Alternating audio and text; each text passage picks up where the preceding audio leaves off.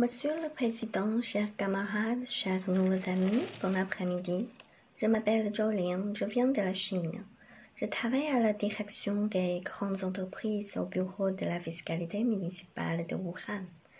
Wuhan était une ville chinoise inconnue, mais à cause du Covid-19, elle est aujourd'hui mondialement connue. Le thème d'aujourd'hui revêt d'une importance particulière pour nous trois. Monsieur Zheng Hao, Madame Wang Jingzhi et moi-même, qui venons tous du Wuhan. Avant d'entrer dans le vif du sujet, permettez-moi de rappeler ma contribution personnelle dans le combat contre le Covid-19 en France. Le 22 mars, j'ai écrit un courriel au Premier ministre français, Monsieur Édouard Philippe, l'informant que des entreprises chinoises sont prêtes à fournir des fournitures médicales à la France si la France leur adressait la commande. Son cabinet m'a envoyé un mail le 24 mars pour m'exprimer sa gratitude. J'ai aussi aidé un hôpital parisien à acheter des gants chirurgicaux en Chine. Cet hôpital a commencé à les utiliser le 21 avril. Si d'autres pays ont également besoin des fournitures médicales chinoises, ils peuvent me contacter. La Chine espère que chaque pays pourra participer à la construction d'une communauté avec un avenir commun pour l'humanité. La Chine a remporté une victoire par étapes dans la lutte contre les virus. On espère que les mesures fiscales de la Chine donneront également à d'autres pays un peu d'inspiration et d'aide. Ce qui suit est une introduction détaillée des mesures du SDA chinois par Madame Wang Jingzhi. Merci. Bonjour à tous, je suis Jingzi Wang. Je vais vous présenter les mesures fiscales de Chine contre la COVID-19.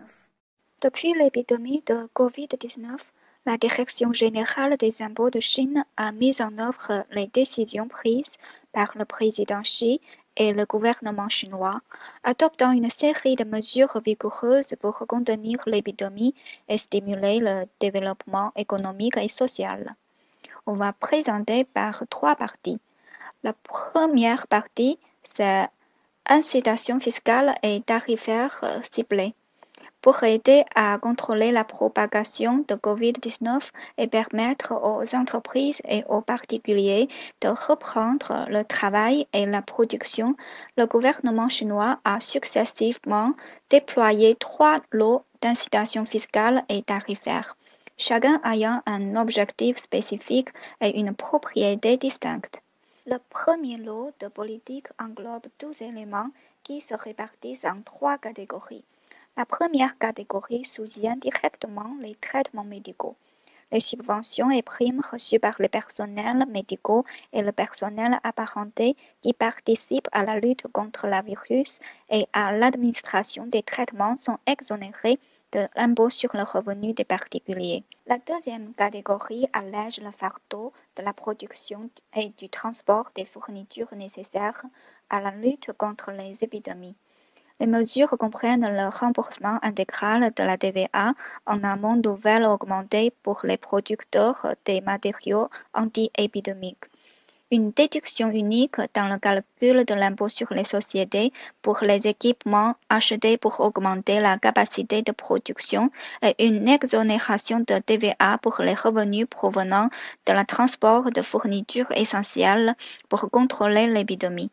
Et la troisième catégorie mobilise un soutien social pour la lutte contre les épidémies.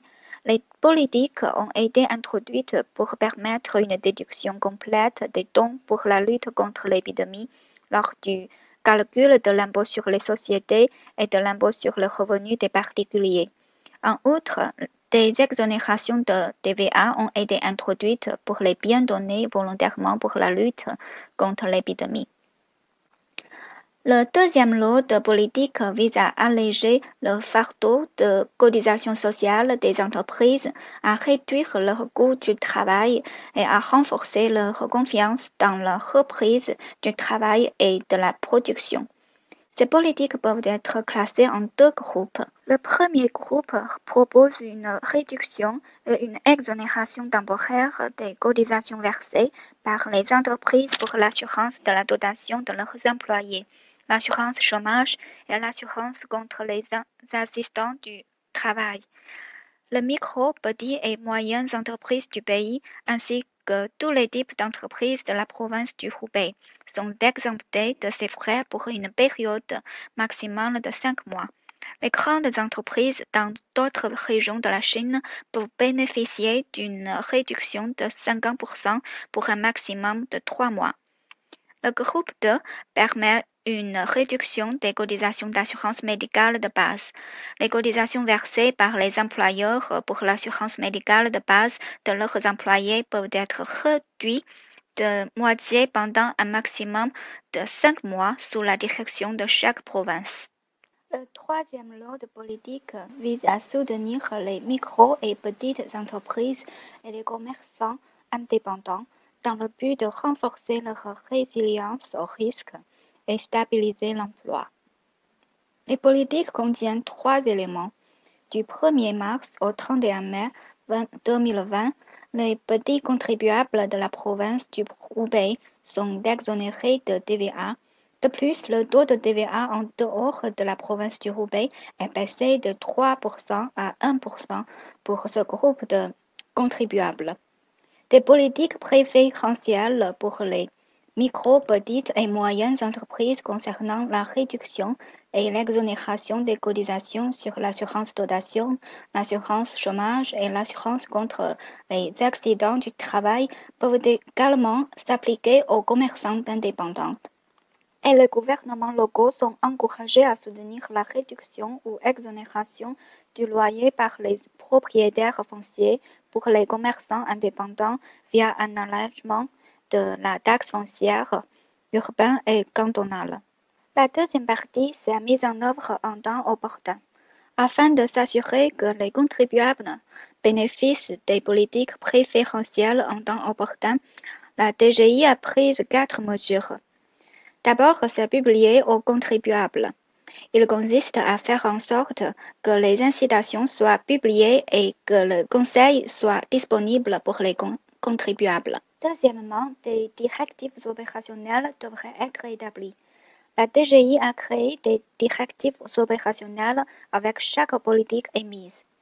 Dans une troisième étape, les systèmes informatiques ont dû être reprogrammés afin d'assurer le bon fonctionnement après l'introduction de nouvelles politiques. Enfin, pour mettre en œuvre efficace les politiques préférentielles, la DGI a intégré la mise en œuvre des politiques dans son système d'évaluation des performances afin de consolider les responsabilités des autorités fiscales à tous les niveaux. La troisième partie, c'est la promotion des services aux contribuables sans contact physique. Depuis le début de Covid-19, les autorités fiscales chinoises ont reporté les déclarations de revenus, activé le traitement en ligne et les sessions de questions-réponses multicanales, ainsi que fourni des services sur place soumis à un rendez-vous préalable afin de minimiser l'encombrement et d'assurer la sécurité et la commodité pour les contribuables. Fin février, la DGI a lancé le projet Spring Breeze 2020 à l'échelle nationale en mettant en œuvre 24 mesures pour améliorer les services aux contribuables. Parmi celles-ci figurait une série de mesures visant à faciliter les remboursements de taxes à l'exportation dans le cadre de la lutte contre l'épidémie, ce qui a facilité le processus de remboursement des entreprises d'exportation et accéléré le processus de remboursement. Je vous ici donne quelques exemples. Nous espérons que ces mesures efficaces allégeront considérablement la charge pesant sur les entreprises et allégeront la presse financière, contribuant ainsi à stabiliser le commerce extérieur. Nous espérons plus que tout le monde pourra surmonter cette grande difficulté finalement. Bon courage à nous et bon courage à tous.